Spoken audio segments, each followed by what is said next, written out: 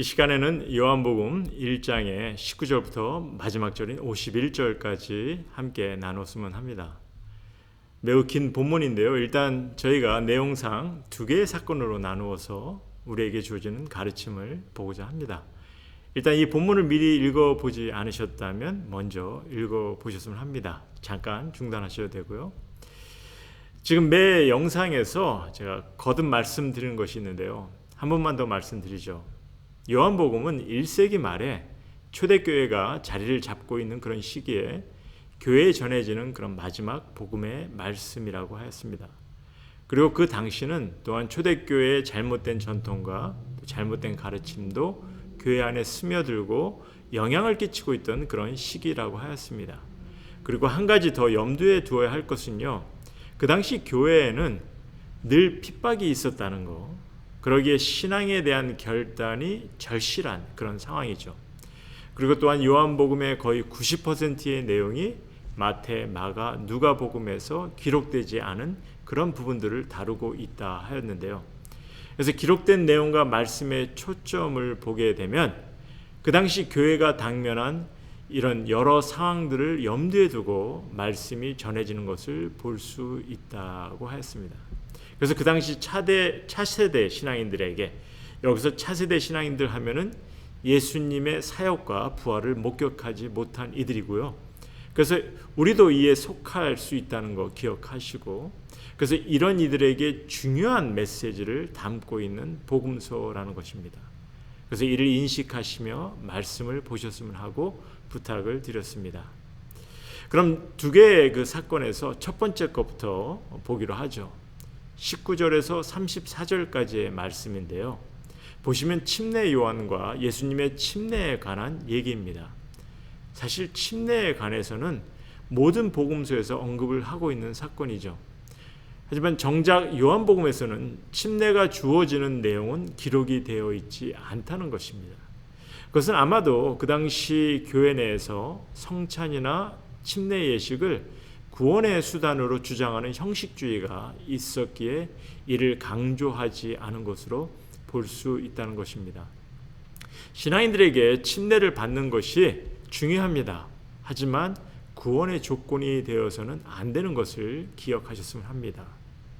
그래서 사실 이 사건에서 강조되어지고 또 저희에게 주어지는 가르침은요, 23절과 34절을 통해서 볼 수가 있는데요. 이 땅에 인간의 몸으로 오신 예수님은 그리스도시요 또한 하나님의 아들이시라는 거죠.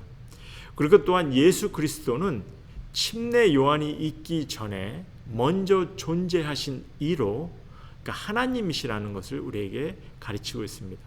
그래서 이것이 요한복음의 핵심이 되는 가르침 중에 하나라는 것을 좀 기억하시기를 바랍니다. 그러면서 29절에는 다른 복음서에서 언급되지 않은 아주 중요한 말씀이 있어요.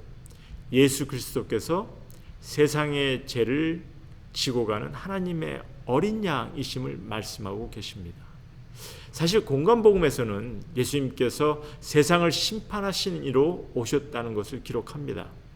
하지만 요한은 또한 예수님께서 되세상의 죄를 대신하시는 구세주로 오셨음을, 그리고 하나님 되신 분께서 이 땅에 우리의 죄를 대신하시는 희생양이 되시기 위해 오셨음을 전하고 있다는 거죠. 그럼 이는 무슨 의미를 담고 있죠? 내 죄를 대신하여 희생의 양이 되셨다는 것은요, 우리 가운데 율법의 의를 이루시는, 우리를 위해 율법의 완성을 이루게 하셨다는 겁니다. 예수님께서 여러분이나 저의 죄를 위해서 온전한 속죄물이 되심으로 이제 내 대신 나의 죄값을 치르셨을 뿐만 아니라 또한 모든 죄 용서함까지도 얻게 하시기 위해 이 땅에 오셨다는 것입니다. 그렇다면 그런 예수님을 우리는 어떻게 해야 합니까? 그런 예수님에 대해서 우리는 어떻게 해야 하겠냐는 거죠. 그를 영접하고 믿고 또한 따라야 하는 거죠. 따라야 하는 겁니다. 예수님과 상관이 있는 이가 되셔야 하고요. 주님과의 관계를 세워가는 그런 이가 되셔야 합니다. 그래서 계속 이어지는 사건은 이 본문의 두 번째 내용인데요. 이제 예수님께서 관계를 세우기 위해 제자들을 만나는 사건이고 또한 저들이 주님을 따르는 그런 사건이 기록이 됩니다. 35절부터 51절까지인데요. 요한과 안드레, 베드로, 빌립 그리고 나다나엘이 예수님을 만나게 되죠. 여기서 저들의 만남을 하나하나 다 나누었으면 좋겠는데, 왜냐하면 아주 인트레스팅한 그런 가르침들을 발견할 수 있어요. 하지만 중요한 포인트만 보고자 합니다. 먼저 베드로가 예수님을 처음 만나게 되는 사건을 보시면, 사실 다른 복음서에서는 예수님께서 갈릴리 호숫가로 베드로에게 찾아오시는 사건으로 베드로가 예수님을 처음 대하는 것을 소개하죠. 그리고 고기를 낚는 사건을 통해서 베드로가 예수님을 따르게 됩니다. 그런데 요한은 베드로가 그의 형제 안드레를 통해서 예수님을 메시아로 소개받는 것을 첫 만남으로 적고 있어요. 이게 어떤 의미냐면요. 베드로는 첫 만남에서 메시아로 소개받은 것을 별로 귀히 여기지 않았다는 거죠. 그래서 예수님께서 다시 갈릴리로 베드로에게 가서 고기들을 잡게 되는 그런 놀라운 기적을 베드로에게 경험하게 합니다.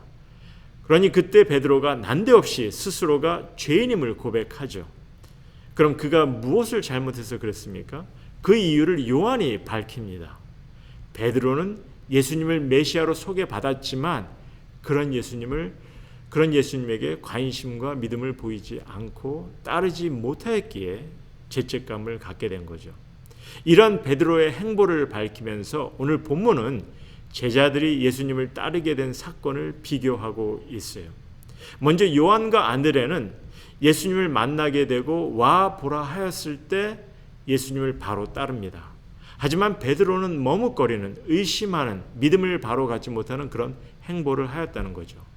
이와 마찬가지로 빌립도 예수님께서 와 보라 하니 예수님을 따릅니다. 그리고 구약의 말씀을 통해서 예수님께서 메시아 되심을 발견하게 되죠. 하지만 빌립에게 소개를 받은 나다나엘은 나사렛에 무슨 선한 것이 날 수 있느냐 하며 의심하는 마음을 갖습니다. 그래서 궁극적으로 베드로와 나다나엘은 어떤 연유로 예수님을 따르게 되냐면요, 예수님의 놀라운 능력을 체험한 후에 예수님을 따르게 됩니다. 그래서 본문이 결론적인 포인트로 예수님의 이런 말씀을 기록을 합니다. 50절에 보니까 예수님께서 나다나엘에게 내가 너를 무화과나무 아래서 보았다 함으로 믿느냐? 이보다 더 큰 일을 보리라. 이런 말씀을 주시죠. 요한복음은요, 성도들에게 베드로와 나다나엘처럼 예수님의 기적적인 체험을 통해 주님을 발견하는 것도 도움이 될 수 있겠지만, 다만 예수님께서 와서 보라 하신 것처럼 우리도 말씀을 통해서 전해지는 그런 주님께 가까이 다가와 보게 될 때 예수님을 향한 믿음의 고백이 나올 수 있음을, 그리고 그 믿음이 귀함을 가르쳐 주고 있는 거죠. 특별히 그리스도인들을 향해 핍박과 어려움이 있는 그런 상황에서 무엇보다도 예수님을 향한 믿음을 갖고 주님을 따르는 것이 더없이 귀함을 가르쳐 주십니다. 예수 그리스도는 살아계신 하나님의 아들이시며 인간의 몸으로 이 땅에 오셔서 여러분이나 저의 죄 형벌을 대신하기 위해 십자가에서 희생을 감당하신 어린 양이 되셨습니다. 그를 인식하신다면 일단은 예수님을 나의 주로 영접하고 믿으셔야 한다 하십니다. 혈통이나 육정이나 사람의 뜻으로가 아니라 우린 예수 그리스도를 나의 주님으로 믿으셔야 합니다. 하지만 우리가 신앙 삶에서 더 큰 일을 보기 위해서는 이제 주님을 믿는 것뿐만 아니라 따르라고 또한 도전하시죠. 예수님을 만난 제자들이 주님을 따르듯이. 그럼 마지막으로 주님께서 말씀하신 더 큰 일이란 무엇일까? 51절 말씀을 보고 마치고자 하는데요.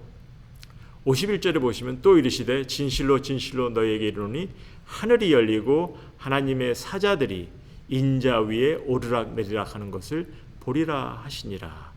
이 말씀은 창세기 28장에 야곱이 꿈속에서 목격한 광경입니다. 창세기 28장 12절에 보면은 사닥다리가 땅 위에 서 있는데 그 꼭대기가 하늘에 닿았고 또 본즉 하나님의 사자들이 그 위에서 오르락 내리락 하고 이렇게 적고 있어요.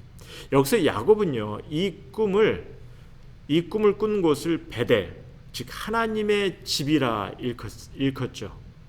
그런데 예수님께서 이 야곱의 고백에서 땅과 하늘을 잇는 사닥다리 대신 인자가, 즉 예수님께서 서 계신 것을 말씀하십니다.